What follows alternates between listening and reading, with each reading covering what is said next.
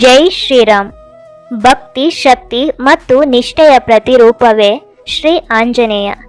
ಶ್ರೀರಾಮನಿಗೆ ಅಳಿಯದ ಭಕ್ತಿಯಿಂದ ಸೇವೆ ಮಾಡಿದ ಮಹಾಬಲಶಾಲಿ ಬಜರಂಗಿ. ಈ ವಿಡಿಯೋದಲ್ಲಿ ನಾವು ಹನುಮಂತನ ಬಾಲ್ಯದ ಅದ್ಭುತ ಶಕ್ತಿಯ ಬಗ್ಗೆ ತಿಳಿಯೋಣ. ವಿಡಿಯೋವನ್ನು ಸಂಪೂರ್ಣವಾಗಿ ನೋಡಿ ಮತ್ತು ಜೈ ಹನುಮಾನ್ ಎಂದು ಕಮೆಂಟ್ ಮಾಡಿ. ಹಾಯ್ ಫ್ರೆಂಡ್ಸ್, ಎಲ್ಲರಿಗೂ ನಮಸ್ತೆ. ಯಾರೆಲ್ಲ ವಿಡಿಯೋ ನೋಡ್ತಾ ಇದ್ದೀರಾ ಎಲ್ಲರಿಗೂ ನನ್ನ ಚಾನೆಲ್ಗೆ ಸ್ವಾಗತ. ಹನುಮಂತನು ಚಿಕ್ಕ ವಯಸ್ಸಿನಿಂದಲೇ ಅಪಾರ ಶಕ್ತಿ ಉಳ್ಳವನು. ಒಮ್ಮೆ ಆಕಾಶದಲ್ಲಿ ಉದಯಿಸುತ್ತಿದ್ದ ಸೂರ್ಯನನ್ನು ನೋಡಿ ಅದನ್ನು ಒಂದು ಕೆಂಪು ಹಣ್ಣು ಎಂದು ಭಾವಿಸಿ ಅವನು ಒಂದೇ ಜಿಗಿತದಲ್ಲಿ ಆಕಾಶಕ್ಕೆ ಹಾರಿ ಸೂರ್ಯನನ್ನೇ ಹಿಡಿದು ತಿನ್ನಲು ಪ್ರಯತ್ನಿಸಿದನು. ಈ ದೃಶ್ಯವನ್ನು ನೋಡಿ ದೇವತೆಗಳೆಲ್ಲ ಬೆಚ್ಚಿಬಿದ್ದರು. ಭೂಮಿಯೇ ಕತ್ತಲಾಯಿತು. ಆಗ ದೇವೇಂದ್ರನು ತನ್ನ ವಜ್ರಾಯುಧದಿಂದ ಹನುಮಂತನ ಮೇಲೆ ಪ್ರಹಾರ ಮಾಡಿದ್ದರಿಂದ ಹನುಮಂತನು ಕೆಳಗೆ ಬಿದ್ದನು. ಇದರಿಂದ ವಾಯುದೇವನು ಕೋಪಗೊಂಡು ಗಾಳಿಯನ್ನೇ ನಿಲ್ಲಿಸಿಬಿಟ್ಟನು. ಆಗ ಜಗತ್ತೇ ಉಸಿರಾಡಲು ಸಾಧ್ಯವಾಗಲಿಲ್ಲ. ಇದರಿಂದ ಆತಂಕಗೊಂಡು ದೇವತೆಗಳು ಎಲ್ಲರೂ ಸೇರಿ ಹನುಮಂತನಿಗೆ ಅನೇಕ ವರಗಳನ್ನು ಕೊಟ್ಟರು. ಹೆಚ್ಚು ಶಕ್ತಿ ಮತ್ತು ಅಮರತ್ವದ ಆಶೀರ್ವಾದವನ್ನು ನೀಡಿದರು.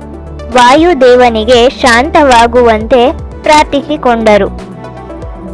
ಇದೇ ರೀತಿ ಇನ್ನೊಂದು ಪವಾಡದ ಕಥೆಯನ್ನು ಕೇಳಿದರೆ ನೀವು ನಿಜಕ್ಕೂ ಆಶ್ಚರ್ಯಪಡುತ್ತೀರಾ. ಹನುಮಂತನು ಚಿಕ್ಕವನಾಗಿದ್ದಾಗ ಎಷ್ಟು ಶಕ್ತಿಶಾಲಿಯಾಗಿದ್ದನು ಎಂದರೆ ಅವನ ಪವಾಡವನ್ನು ನೋಡಿ ಋಷಿಮುನಿಗಳೇ ಬೆಚ್ಚಿಬಿದ್ದಿದ್ದರು. ಬಾಲ ಹನುಮಂತನು ತುಂಬಾ ಚಂಚಲ ಸ್ವಭಾವದವನಾಗಿದ್ದನು. ಅವನು ಅರಣ್ಯದಲ್ಲಿ ತಪಸ್ಸು ಮಾಡುತ್ತಿದ್ದ ಋಷಿಗಳನ್ನು ಮೋಜಿಗಾಗಿ ಕಾಡುತ್ತಿದ್ದನು. ಅವರ ಯಜ್ಞದ ಸಾಮಗ್ರಿಗಳನ್ನು ಕದಿಯುವುದು, ಬೆಂಕಿ ಹಾರಿಸುವುದು ಹೀಗೆ ಮೋಜು ಮಾಡುತ್ತಿದ್ದನು. ಋಷಿಗಳು ಮೊದಲು ಅವನ ಮೇಲೆ ಕೋಪಗೊಂಡಿರಲಿಲ್ಲ.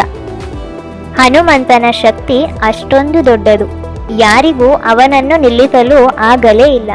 ಕೊನೆಗೆ ಋಷಿಗಳು ಒಂದು ಶಾಪ ಕೊಟ್ಟರು. ನೀನು ನಿನ್ನ ಶಕ್ತಿಯನ್ನು ಮರೆಯುವೆ, ಯಾರಾದರೂ ನೆನಪಿಸಿದಾಗ ಮಾತ್ರ ನಿನಗೆ ಗೊತ್ತಾಗುತ್ತದೆ ಎಂದು ಶಾಪ ಕೊಟ್ಟು ಬಿಟ್ಟರು. ಆ ಶಾಪದ ಕಾರಣದಿಂದಲೇ ನಂತರ ರಾಮಾಯಣದ ಸಮಯದಲ್ಲಿ ಜಾಂಬವಂತನು ನೆನಪಿಸಿದಾಗ ತನ್ನ ಶಕ್ತಿಯನ್ನು ಅರಿತುಕೊಂಡನು ಬಜರಂಗಿ. ಹನುಮಂತನ ಅತಿ ದೊಡ್ಡ ಸಾಹಸಕ್ಕೆ ಇದು ಕೂಡ ಒಂದು ಉದಾಹರಣೆ. ಅದು ಏನಂದ್ರೆ ಹನುಮಂತನ ಗುರುಗಳು ಬೇರೆ ಯಾರೂ ಅಲ್ಲ, ಅವನು ಚಿಕ್ಕವನಿದ್ದಾಗ ಹಣ್ಣು ಎಂದು ತಿನ್ನಲು ಪ್ರಯತ್ನಿಸಿದ್ದ ಸೂರ್ಯದೇವನೇ. ಸೂರ್ಯದೇವನನ್ನು ಗುರುವಾಗಿ ಪಡೆಯಲು ಹನುಮಂತನು ಬಯಸಿದನು. ಅವನು ಸೂರ್ಯದೇವನ ಬಳಿ ಹೋಗಿ, ನಿಮ್ಮನ್ನು ಗುರುವಾಗಿ ಬಯಸುತ್ತೇನೆ, ನನಗೆ ವಿದ್ಯೆಯನ್ನು ಕಲಿಸಿಕೊಡಿ ಎಂದು ವಿನಂತಿಸಿದನು. ಆದರೆ ಸೂರ್ಯದೇವನು, ನಾನು ಯಾವಾಗಲೂ ಚಲಿಸುತ್ತಾ ಇರುತ್ತೇನೆ, ನಿಲ್ಲಲು ಸಾಧ್ಯವಿಲ್ಲ ಎಂದು ಹೇಳಿದಾಗ ಹನುಮಂತನು ಏನು ಮಾಡಿದ ಗೊತ್ತಾ? ಅವನು ಸೂರ್ಯದೇವನ ಎದುರೇ ಹಾರುತ್ತಾ ಅವನ ಜೊತೆಗೂಡಿ ಸಾಗುತ್ತಾ ವಿದ್ಯೆ ಕಲಿಯಲು ಆರಂಭಿಸಿದನು. ಅವನು ಎಷ್ಟು ವೇಗವಾಗಿ ಕಲಿತನು ಎಂದರೆ ಅಲ್ಪ ಸಮಯದಲ್ಲಿ ಎಲ್ಲ ಶಾಸ್ತ್ರಗಳನ್ನು ಸಂಪೂರ್ಣವಾಗಿ ಅಧ್ಯಯನ ಮಾಡಿಬಿಟ್ಟಿದ್ದನು. ಇದನ್ನು ನೋಡಿ ಸೂರ್ಯದೇವನೇ ಆಶ್ಚರ್ಯಪಟ್ಟು ಹನುಮಂತನಿಗೆ ಆಶೀರ್ವಾದ ನೀಡಿದನು. ಇಷ್ಟೇ ಅಲ್ಲ, ಹನುಮಂತನ ಪವಾಡಗಳನ್ನು ಕೇಳಿದರೆ ಸಮಯವೇ ಸಾಲುವುದಿಲ್ಲ. ಇನ್ನು ಹನುಮಂತನ ಪವಾಡಗಳ ಬಗ್ಗೆ ತಿಳಿಯುವ ಆಸಕ್ತಿ ಇದ್ದರೆ ಒಂದು ಲೈಕ್ ಮೂಲಕ ಪ್ರೋತ್ಸಾಹ ನೀಡಿ ಮತ್ತು ಸಬ್ಸ್ಕ್ರೈಬ್ ಮಾಡೋದನ್ನು ಮರಿಬೇಡಿ.